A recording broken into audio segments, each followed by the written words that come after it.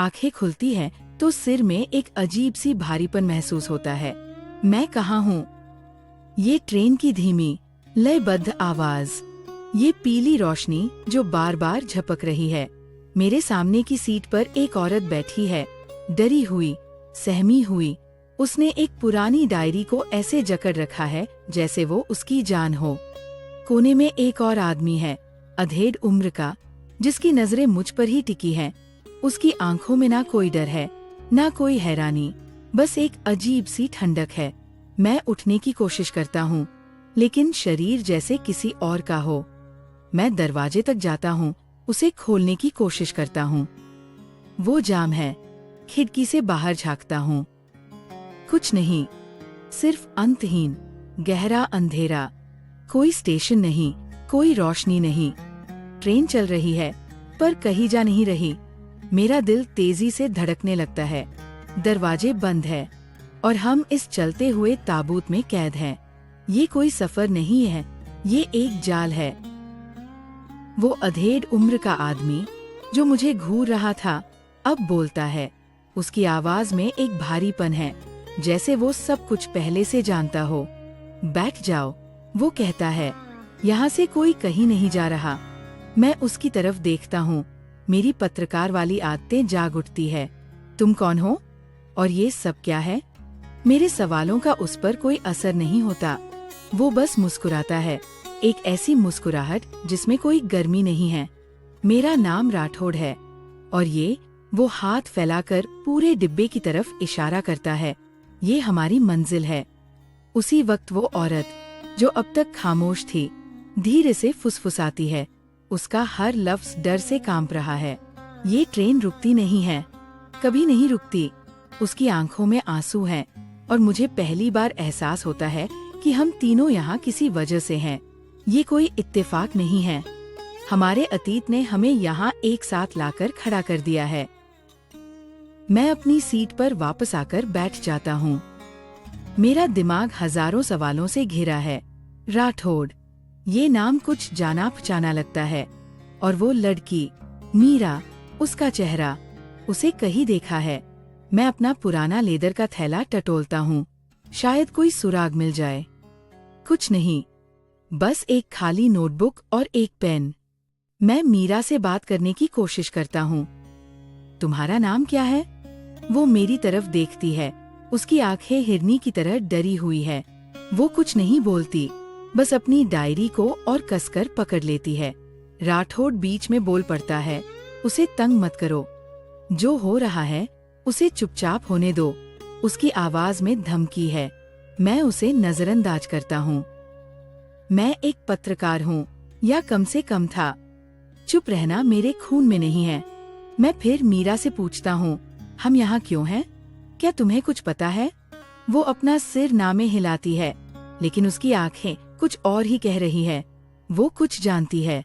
वो इस पहेली की सबसे अहम कड़ी है। अचानक एक तेज झटका लगता है और ट्रेन की बत्तियां पूरी तरह से बंद हो जाती है। डिब्बे में घना अंधेरा छा जाता है। बस पहियों की खड़खड़ाहट की आवाज गूंज रही है। कुछ सेकंड बाद एक पीली बत्ती फिर से जल उठती है, झपकती हुई, कांपती हुई। और उस कांपती हुई रोशनी में मैं देखता हूँ, मेरे सामने वाली खाली सीट पर एक पुराना अखबार पड़ा है। वो पहले वहाँ नहीं था। मैं कांपते हाथों से उसे उठाता हूँ। हेडलाइन मेरे दिल में एक भाले की तरह चुभ जाती है। उद्योगपति सुरेश गुप्ता ने की आत्महत्या। तारीख 10 साल पुरानी है। ये मेरी कहानी थी। वो कहानी जिसने मेरा करियर, मेरी जिंदगी, सब कुछ तबाह कर दिया था। सुरेश गुप्ता, वो निर्दोष आदमी जिसकी मौत का जिम्मेदार मैं था।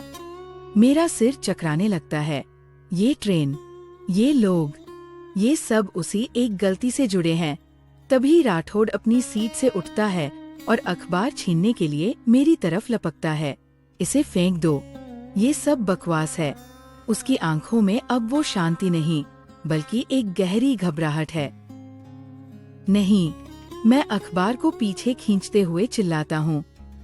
राठौड़ का चेहरा गुस्से से लाल हो गया है। वो उस सच को दबाना चाहता है, जिसे मैं खुद 10 साल से भूलने की कोशिश कर रहा हूँ। ये मेरा अतीत है, राठौड़, और किसी तरह ये तुम्हारा भी है। मेरी नजर मीरा पर जाती है। सुरेश गुप्ता का नाम सुनते ही उसका चेहरा सफेद पड़ गया है।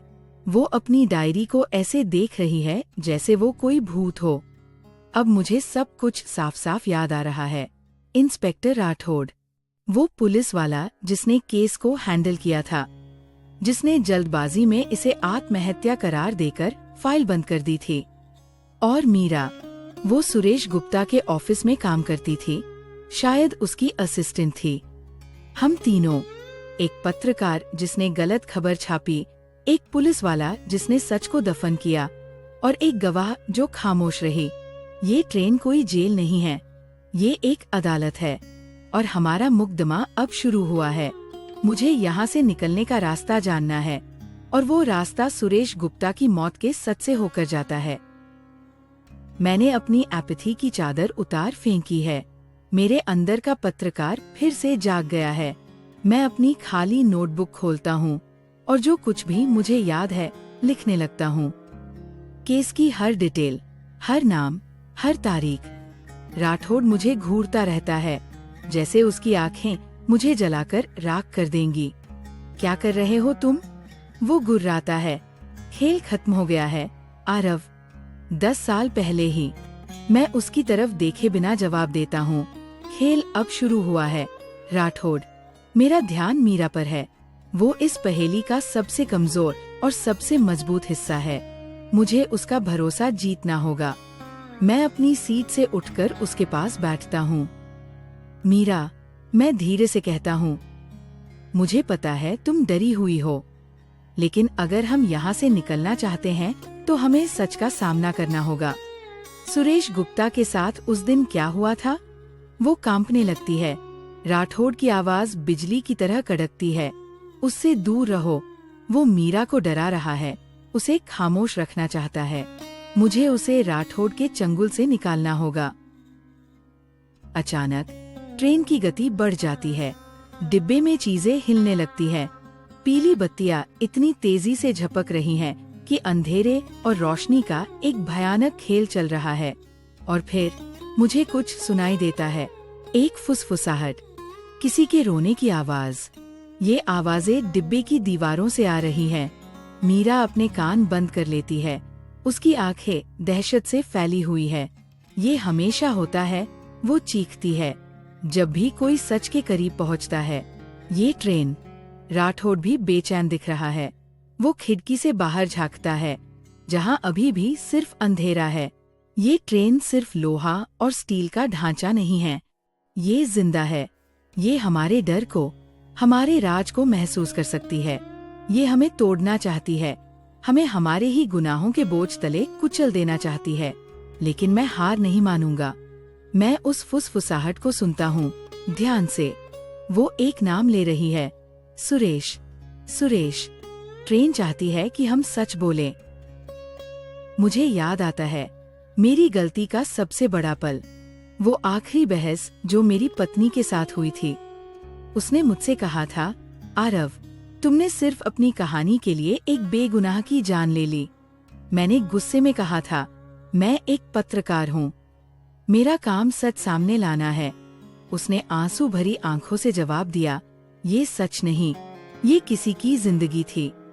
उसके वो शब्द आज भी मेरे कानों में गूंजते हैं। इस ट्रेन में उन यादों से कोई बच नहीं सकता। मैं मीरा की तरफ देखता हूँ। उसका दर्द भी उतना ही गहरा है। सुरेश गुप्ता तुम्हारे अंकल थे, है ना? मेरे सवाल पर वो चौंक जाती है। उसकी आंखों में आंसू भर आते हैं और वो धीरे से सिर हिलाती है। अब मैं समझता हूँ, ये सिर्फ एक नौकरी का मामला नहीं था, ये उसके परिवार का मामला था। उसका डर, उसकी खामोशी, उसका अपराध बोध, सब कुछ अब समझ में आने लगा है। वो एक ऐसे राज का बोझ उठा रही है जो उसे अंदर ही अंदर खाए जा रहा है। राठौड़ हमारे बीच एक दीवार की तरह खड़ा है, लेकिन अब वो दीवार दरक रही है। तुम्हारी डायरी, मैं मीरा से कहता हूँ। उसमें क्या है? राठौड़ का सब्र अब जवाब दे रहा है। एक लफ्ज भी नहीं, वो चिल्लाता है, लेकिन मीरा मुझे देख रही है। शायद मेरे अपने कबूलनामे ने उसे हिम्मत दी है। वो कांपते हुए अपनी डायरी खोलती है। ये कोड में है, वो फुसफुसाती है। अंकल ने मुझे दी थी। उन्होंने कहा था कि अगर उन्हें कुछ हो जाए तो ये पुलिस को दे दूं। मैं डायरी लेता हूँ। ये नंबर और अक्षर का एक जाल है, लेकिन मैं पैटर्न देख सकता हूँ। ये एक पुराना जर्नलिस्ट कोड है जो हम सोर्स की पहचान छिपाने के लिए इस्तेमाल करते थे।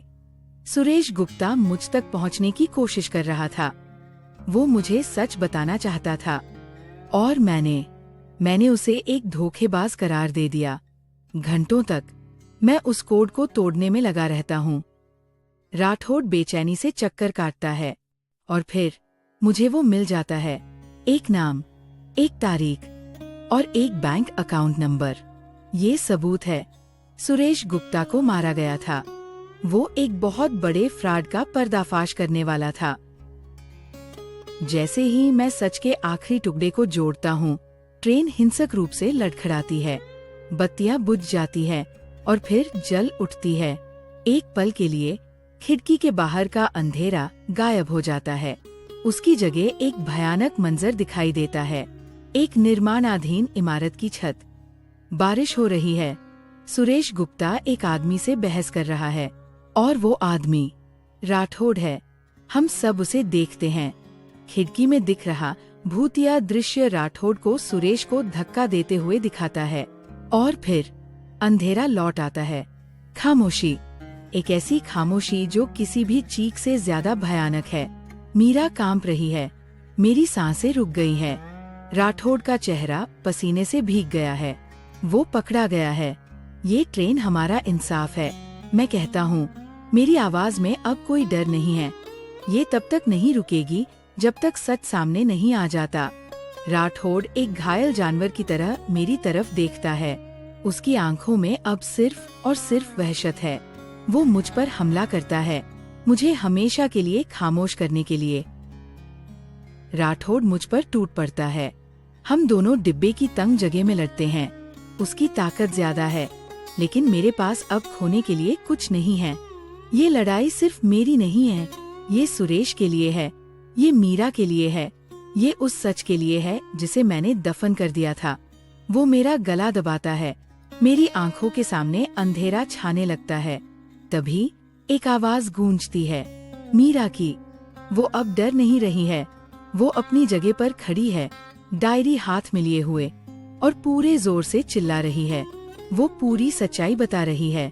हर तारीख, हर नाम, हर वो राज जिसे वो सालों से अपने सीने में दफन किए हुए थी। उसकी आवाज में एक ताकत है, एक सच्चाई है जो ट्रेन की दीवारों से टकराती है। जैसे ही वो सबसे इंक्रिमिनेटिंग डिटेल पढ़ती है, ट्रेन से एक कान फाड़ देने वाली चीख निकलती है।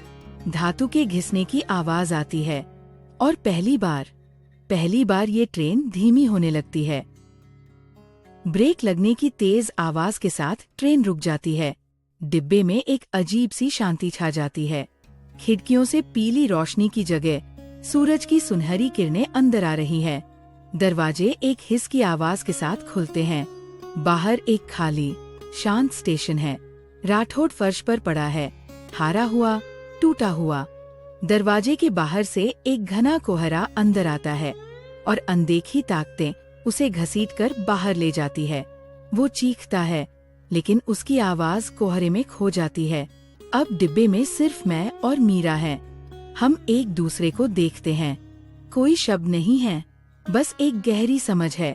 उसने मुझे वो छुटकारा दिया जो मैं 10 साल से खोज रहा था, और मैंने उसे सच बोलने की हिम्मत दी। मैं बस इतना कहता हूँ, शुक्रिया। हम ट्रेन से बाहर उस शांत प्लेटफॉर्म पर कदम रखते हैं।